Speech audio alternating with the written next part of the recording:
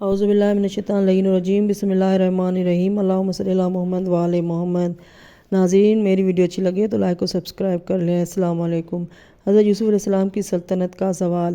حضرت یوسف علیہ السلام بدستور نظام حکومت چلا رہے تھے اور نہایت اطمینان سے اپنی رفیقہ حیات جناب زلیخا اور اولاد میشا افراہیم اور رحمت کے ساتھ خوشگوار زندگی گزار رہے تھے کہ ناگہاں ریان بن ولید کا انتقال ہو گیا، جو مسلمان بھی ہو چکا تھا اور جس نے فرعونہ ممالکہ کے قوانین کو میلامٹ کر دیا تھا۔ حضرت یوسف علیہ السلام، جن کی سلطنت کو وفات یعقوب کے بعد سے 23 سال ہو چکے تھے، انہیں ریان کی وفات سے ایک گونا تردد پیدا ہو گیا، کیونکہ فرعونہ کی طرف سے انقلاب کے آثار نظر آنے لگے تھے۔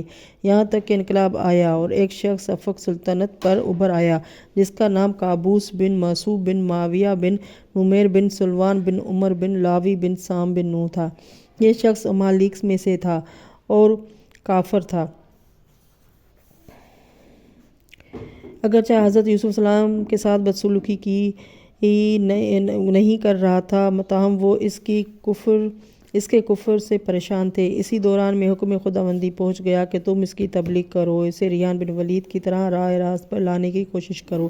حضرت یوسف علیہ السلام نے اپنی نبوت کا حوالہ دے کر اسے راہ راست پر لانے کی صحیح کی، مگر اس نے ایک نہ سنی، نہ نبوت کو مانا، نہ ہدایت قبول کی، جس کی وجہ سے آپ بے حد بددل ہوئے۔ بالآخر بے انتہا رنجیدگی کی حالت میں ایک رات کو بارگاہ خدا میں عرض کرنے لگے کہ مالک، تو نے مجھ پر بہت ہی کرم فرمایا ہے، یہاں تک کہ محنت چاہ سے دولت چاہ تک پہنچایا ہے۔ خدایا، اب میری تمنا ہے کہ مجھے اپنی بارگاہ میں طلب فرما لے۔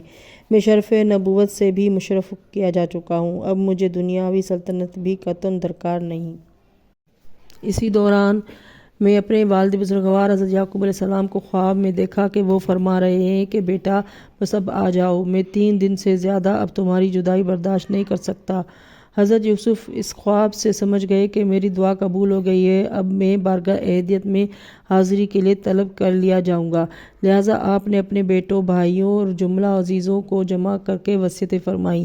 آپ نے کہا کہ جاؤ، ملت ابراہیم سے کبھی نہ ہٹنا، یہی راستہ سیدھا ہے، اور سنو، میرے مرنے کے تھوڑے دن بعد یہاں ایک فرعون برسر اقتدار آئے گا اور وہ خدائی کا دعویٰ کرے گا اور تم لوگوں پر شدید جبر و تشدد کرے گا۔ پھر خداوند عالم لاوی بن یعقوب سے ایک شخص کو مبعوث برسالت فرمائے گا جس کا نام موسیٰ ابن عمران ہوگا۔ پھر مختلف قسم کے حالات کے بعد بنی اسرائیل کو ملک بدر ہونا پڑے گا۔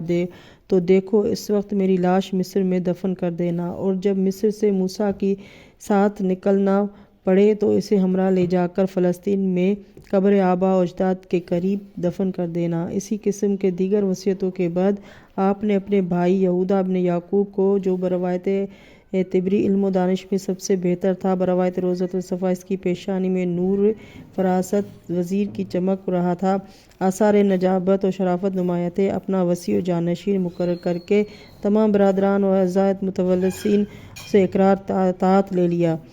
ایک روایت میں ہے کہ یہوذا کو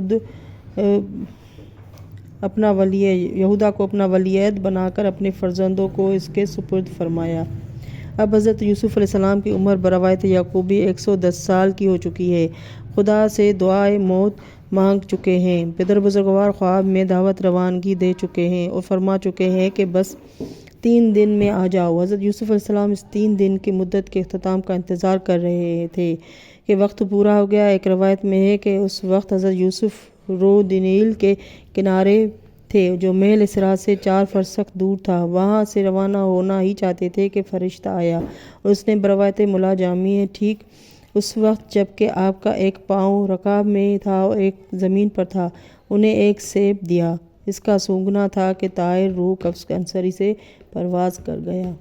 بعض روایت میں ہے کہ آپ کے انتقال کے بعد تمام آل یعقوب جمع ہو گئے اور سب نے آپ پر بے پناہ گریہ کیا، پھر غسل سے فراغت حاصل کی اور حضرت جبرائیل کے لائے ہوئے جنت کے کفن سے تکفین کی۔